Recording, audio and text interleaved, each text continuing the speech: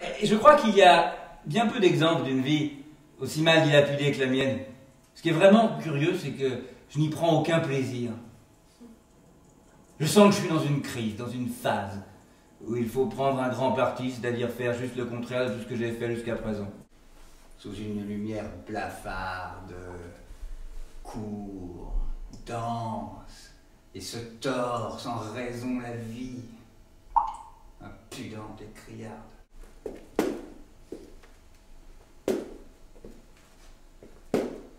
Oui, je suis venu ici il y a 3 mois,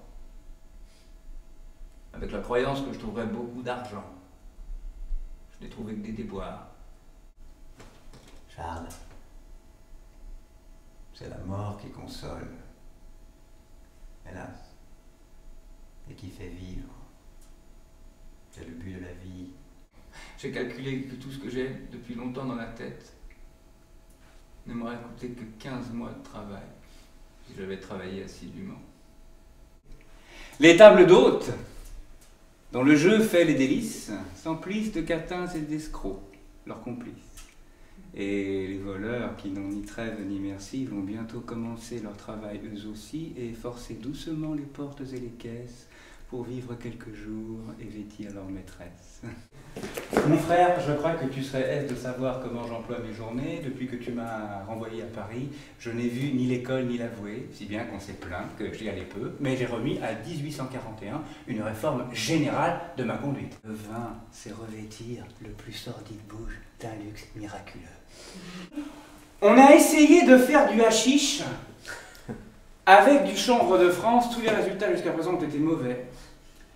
Et les enragés qui veulent à tout prix se procurer des jouissances féeriques ont continué à se servir du hashish qui avait traversé la Méditerranée, c'est-à-dire fait avec du chanvre indien ou égyptien. Le lendemain, tous les nerfs relâchés, fatigués, détendus, les titillantes envies de pleurer, l'impossibilité de s'attacher à un travail suivi vous enseigne cruellement que vous avez joué un jeu défendu.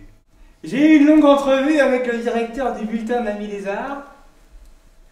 Ma nouvelle passera dans le premier numéro du mois de janvier. Oh, mon enfant, ma sœur, songe à la douceur d'aller là-bas, vivre ensemble. Aimer à loisir, aimer et mourir au pays qui te ressemble.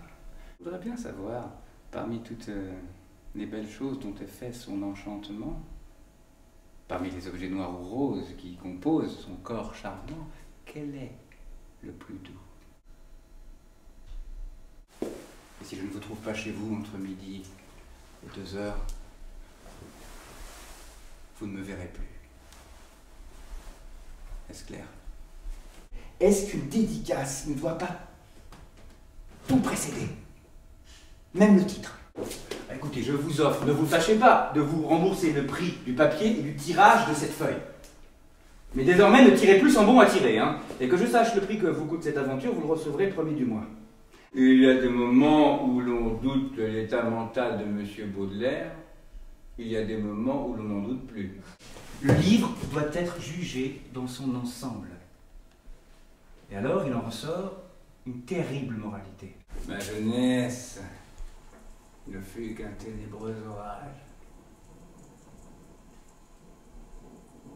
Traversé ça et là par de brillants soleils.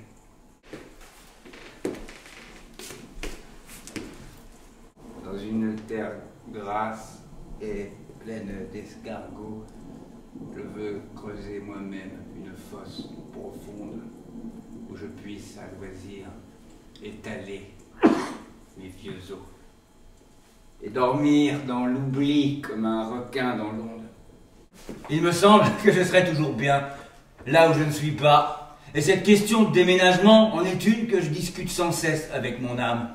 Dis-moi, mon âme, mon pauvre âme refroidie, que penserais-tu d'habiter Lisbonne? Hein? Il doit y faire chaud? Puis tu t'y ragaillardirais comme un lézard? Cette ville est au bord de l'eau. On dit qu'elle est bâtie en marbre. Et que le peuple y a une telle haine du végétal qu'il arrache tous les arbres. Voilà un paysage selon ton goût, un paysage fait avec la lumière et le minéral et le liquide pour les réfléchir. Mon âme ne répond pas. En es-tu donc venu à ce point d'engourdissement que tu ne te plaises que dans ton mal? S'il en est ainsi, fuyons vers les pays qui sont les analogies de la mort. Je tiens notre affaire pour Mram, nous ferons nos mâles pour Tornéo. Non, non, allons plus loin encore, à l'extrême bout de la Baltique. Encore plus loin de la vie, si c'est possible, installons-nous au pôle.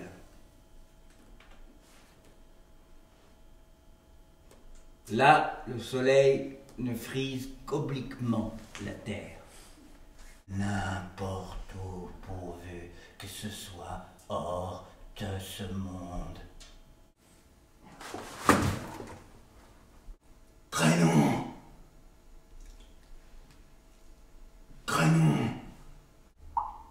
Il m'a paru plaisant et d'autant plus agréable que la tâche était plus difficile d'extraire la beauté du mal.